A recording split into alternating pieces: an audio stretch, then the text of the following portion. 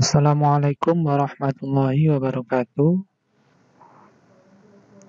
Perkenalkan, nama saya Asyifa Muhammad Fathah. Saya dari kelas 2 FJDD, nomor absen 04 dengan nomor induk mahasiswa 1941160043. Di sini saya akan mempresentasikan mengenai rancang bangun prototipe sistem telekontrol pengaman ruangan mesin dari tugas microcontroller 2. Selanjutnya saya akan membahas mengenai metode penelitian. Jenis penelitian yang akan dilakukan adalah jenis penelitian pengembangan, di mana penelitian ini mengembangkan penelitian yang sudah ada sebelumnya. Dalam penelitian ini, nanti akan dibahas mengenai rancangan penelitian yang berupa rancang bangun, rancangan sistem dan aplikasi, bahan dan alat yang digunakan, serta penentuan prosedur sistem. Setelah itu, kita akan membahas mengenai tahapan penelitian. Yang pertama, kita akan studi literatur, perancangan sistem, pembuatan alat, pengujian alat. Setelah itu, kita akan mengetahui sistem kerja sesuai rencana atau tidak. Jika tidak, maka kita akan kembali ke perencanaan sistem.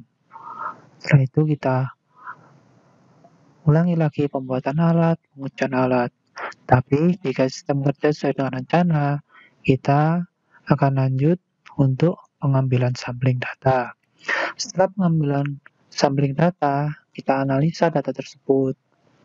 Setelah data dianalisa, maka kita baru mendapatkan kesimpulan. Setelah kesimpulan, maka selesai. Setelah itu, alat dan bahan yang kita gunakan yaitu ada hardware dan software. Hardware-nya seperti SP32, sensor suhu LM35, flame sensor, buzzer LED, adaptor DC 5V, protoboard, kabel jumper, relay DC 5V, fan PC. Untuk softwarenya, kita menggunakan aplikasi Arduino dan Modular. Selanjutnya, mengenai perangkat lunak. Perangkat lunak yang kita gunakan adalah Arduino. Arduino adalah aplikasi untuk membuat program, mengkompilasi, dan mengupload program pada microcontroller ESP32. Yang kedua, kita menggunakan Modular. Modular adalah aplikasi Visual Block untuk membuat aplikasi Android microcontroller atau telekontrol pengaman ruangan mesin. Yang ketiga, kita menggunakan Firebase. Firebase sendiri sebagai database untuk menyimpan data dari pengaman ruangan otomatis.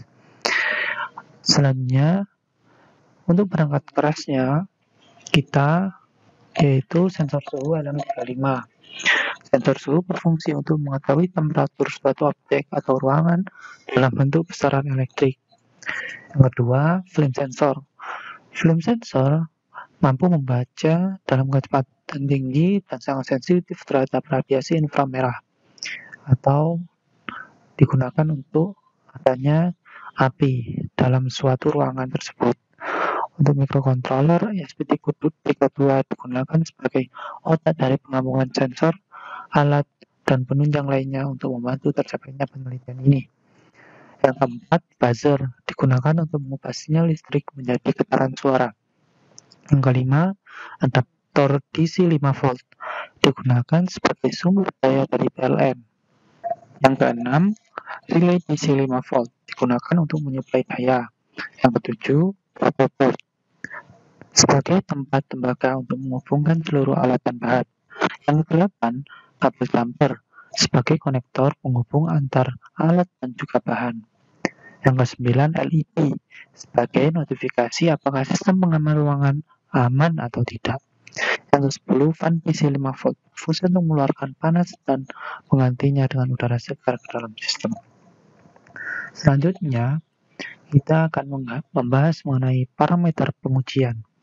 Parameter pengujian yaitu untuk efektivitas penggunaan sensor suhu LM35 untuk mengirimkan data perubahan temperatur suhu pada microcontroller ESP32. Yang kedua, kondisi normal atau tingginya temperatur suhu pada suatu mesin yang diterima oleh sensor suhu LM35. Yang ketiga, Efektivitas penggunaan sensor suhu dan api smartphone Android untuk kendali fan temperatur ruangan sistem. Yang keempat, analisa delay pengiriman data dari sisi hardware SP32 ke software aplikasi smartphone Android. Selanjutnya, nah ini ilustrasi proyek penelitian.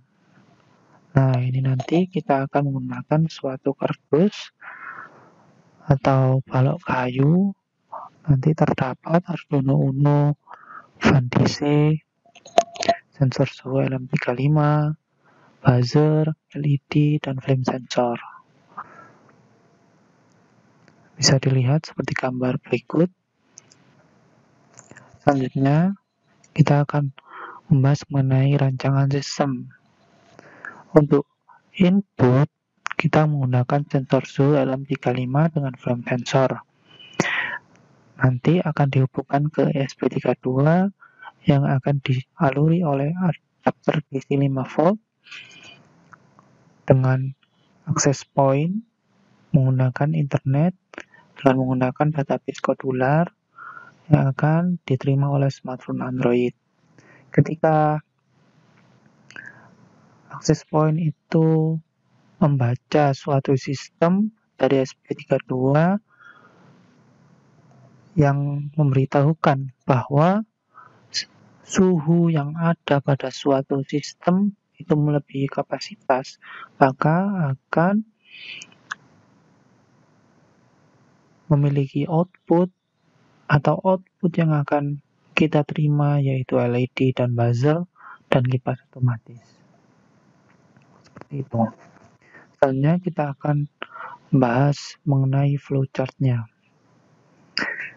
Yang pertama mulai inisialisasi I/O, setelah itu input batas perubahan suhu dan kadar api, setelah itu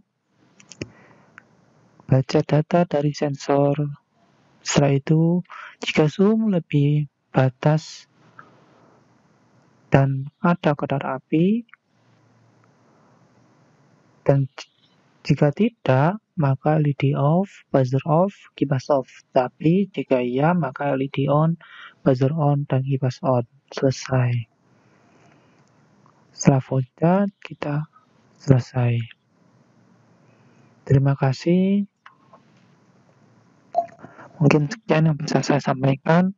Kurang lebihnya mohon maaf. Wassalamualaikum warahmatullahi wabarakatuh.